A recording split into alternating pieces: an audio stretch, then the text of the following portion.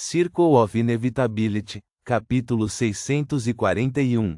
Informações da alimentação. Lugano, que estava observando de longe, ficou surpreso quando Lumian entregou o fino papel alumínio para Ludwig e perguntou se ele queria comê-lo. Apesar da demonstração anterior de hábitos alimentares anormais de Ludwig, incluindo beber um tubo de sangue humano na frente de Lugano, revelando todas as informações correspondentes, Lugano ainda nutria reservas sobre alimentar Ludwig com qualquer coisa, especialmente algo tão pouco convencional quanto papel alumínio. Afinal, Ludwig ainda era uma criança. Num piscar de olhos, Lugano viu Ludwig aceitar silenciosamente o velho e fino papel alumínio, colocá-lo na boca, mastigar e engolir. Lugano ficou atordoado.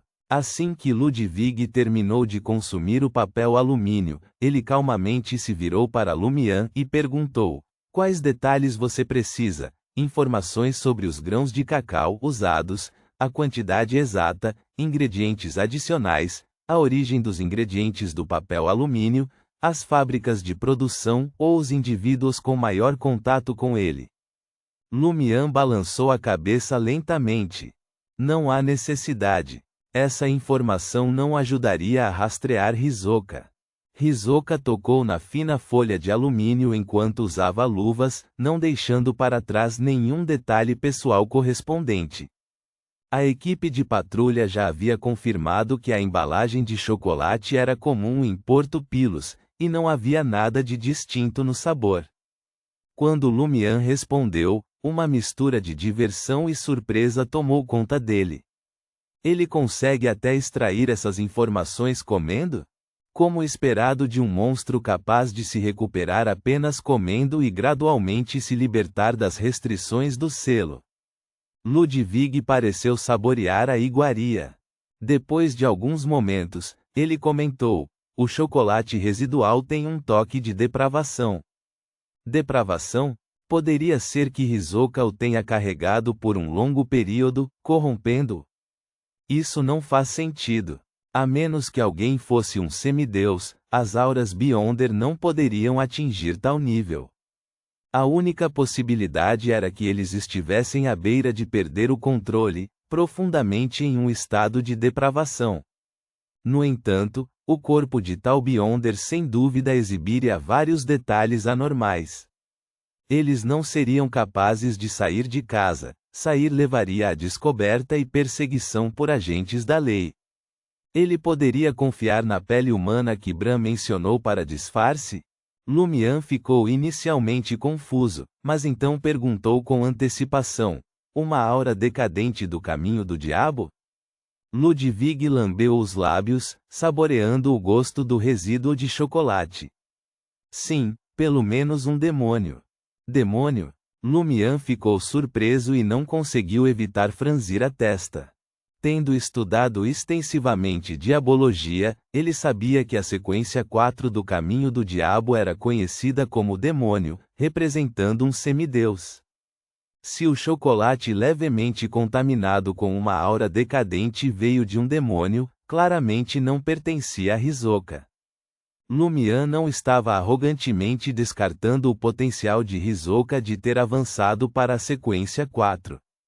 Em vez disso, as marcas de papel alumínio e chocolate representavam o estado 4 anos atrás. Hisoka não poderia ser um demônio naquela época, a menos que tivesse se tornado um apóstolo do desejo após a transmigração. Se fosse esse o caso, seus alvos para os assassinatos em série deveriam ter sido Beyonders da sequência 6 ou 5. Embora Beyonders nesse nível fossem raros em Matane, diabologia não especificava que assassinatos em série só poderiam ocorrer em um local. "Você tem certeza?" Lumian olhou para Ludwig em busca de confirmação. Ludwig respondeu seriamente: "A aura decadente de um demônio tem uma textura completamente diferente da dos diabos de sequência baixa e média." Ao ouvir a resposta do afilhado, uma imagem surgiu de repente na mente de Lumian. Hisoka, de pé dentro da parede da espiritualidade, envolvido em um ritual especial para estabelecer uma conexão com um demônio. Durante todo esse processo, alguns pedaços de chocolate embrulhados em papel alumínio fino permaneceram em seu bolso. Eles estavam levemente contaminados pela aura decadente que permeava o altar, sutil e silenciosamente transformando. Sim, quando realizo um ritual, não retiro todos os meus pertences com antecedência e os deixo fora do altar, a menos que haja uma menção específica nos requisitos do ritual que eu deva evitar. Como conspirador, Lumian rapidamente deu um palpite e perguntou a Ludwig: você consegue dizer a qual aura decadente de demônio ela pertence? A ideia atual de Lumian era que se Hisoka não pudesse ser encontrado no futuro, ele esgotaria seus recursos e buscaria a ajuda dos especialistas em caçadores de demônios da nova Cidade de Prata. Ele montaria um ritual e invocaria o demônio que havia estabelecido uma conexão com Hisoka. Ele o espancaria antes de interrogá-lo para obter informações sobre Hisoka. Ludwig balançou a cabeça. Ainda não consigo absorver informações tão sutis. Tudo o que sei é que a aura decadente pertence a uma família chamada Nós. Nós, uma das 3 famílias de demônios. O demônio que responde ao ritual especial de Hisoka é da família Nós. Isso é peculiar. Como um demônio pode responder a um ritual remotamente? Tem que ser na sequência 3, ou mesmo no nível de anjo. De acordo com a diabologia, assassinos em série podem invocar projeções de demônios do abismo porque esses demônios podem usar as propriedades especiais do abismo para responder, não porque eles atingiram o nível correspondente. No entanto, a família Nós é uma família de diabos ativa no mundo real e não entrou no abismo. Lumian fez muitas conexões a partir do sobrenome Nós. Ele concluiu listando 3 possibilidades. Primeiramente, o demônio que respondeu ao ritual Hisoka não era outro senão o anjo da família Nós. Em segundo lugar, ele atingiu a sequência 3 e estava localizado em Porto Pilos, perto de Hisoka. Em terceiro lugar, a família Nós tinha uma conexão próxima com o abismo. Eles podiam tomar emprestado as propriedades do abismo até certo ponto. Até mesmo um demônio podia responder a orações de longe.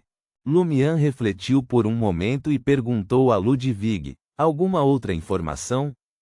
Não, Ludwig respondeu, decepcionando Lumian. Lumian entregou o pedaço restante de papel alumínio. Experimente este também. Ludwig não hesitou. Como muitas crianças atraídas pela doçura persistente nas embalagens, ele colocou a fina folha manchada de chocolate na boca e mastigou. Depois de um momento, enquanto Lugano voltava à realidade, Ludwig olhou para Lumian e comentou: há mais nesse. Que tipo de informação? Lumian sabia que a menção especial de Ludwig tinha que ter algum valor. Ludwig respondeu com o ar de um conhecedor: esta fina folha de alumínio repousava sobre uma mesa marcada por sangue velho e um respingo de café. O sangue pertencia a um homem falecido. A espiritualidade era inicialmente potente, e o café era uma mistura fermo, sem açúcar, distintamente amargo, mas perfumado. Ao ouvir o relato de Ludwig, a mente de Lumian elaborou outra cena vívida.